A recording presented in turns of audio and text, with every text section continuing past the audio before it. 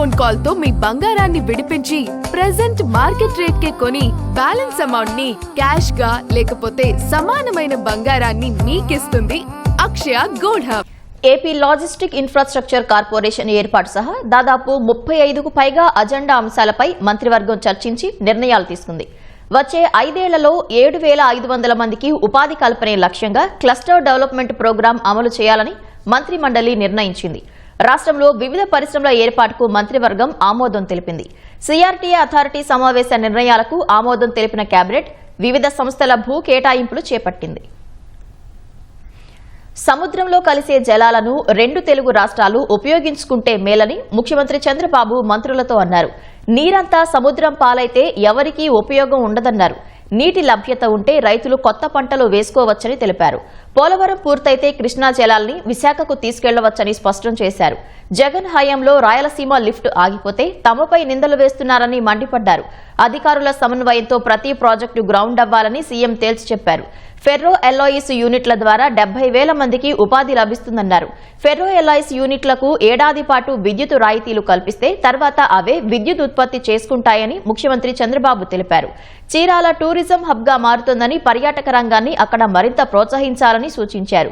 సూర్యలంకలో కొత్తగా 3 హోటళ్ల ఏర్పాటుకు కేబినెట్ ఆమోదం తెలిపింది. బార్లు, లిక్కర్ షాపులకు తేడా లేకుండా ఏఆర్ఈటీ ఛార్జీలను సమం చేయాలని కేబినెట్లో నిర్ణయించారు.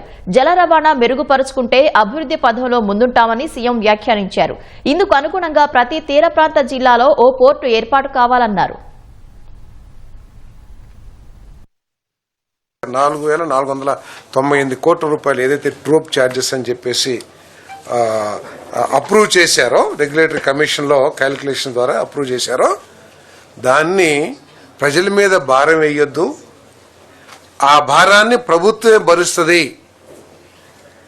మేము 6 నెలల ఇన్స్టాల్మెంట్ పద్ధతిలో మేము ఈ డిస్కామ్స్కి చెల్లిస్తామని చెప్పేసి ట్రూ అప్ అనే వర్డ్ వైఎస్ఆర్ కాంగ్రెస్ ప్రభుత్వంలో వస్తే ట్రూ డౌన్ అంటే తగ్గించే కార్యక్రమాన్ని ఈ కూటమి ప్రభుత్వం చంద్రబాబు నాయుడు గారి నాయకత్వంలో చేస్తుందని చెప్పేసి ఈ సందర్భంగా నేను తెలియజేస్తా ఉన్నాను. ఈ 18 నెలల కాలంలో 39 పైసల్ని మార్చి కల్లా 39 పైసల్ని తగ్గించే కార్యక్రమం చేస్తున్నామని చెప్పేసి మనం చేస్తా ఉన్నాను నేను.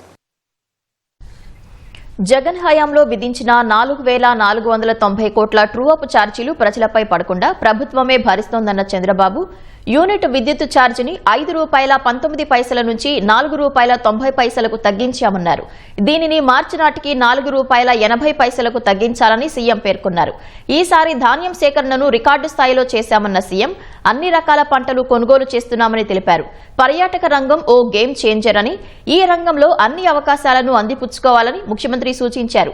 పీపీపీ విధానం అమల్లో ఏపీ అగ్రస్థానంలో ఉందన్న చంద్రబాబు వైసీపీ చేసే తప్పుడు ప్రచారాన్ని తిప్పికొట్టాలని మంత్రులకు సూచించారు.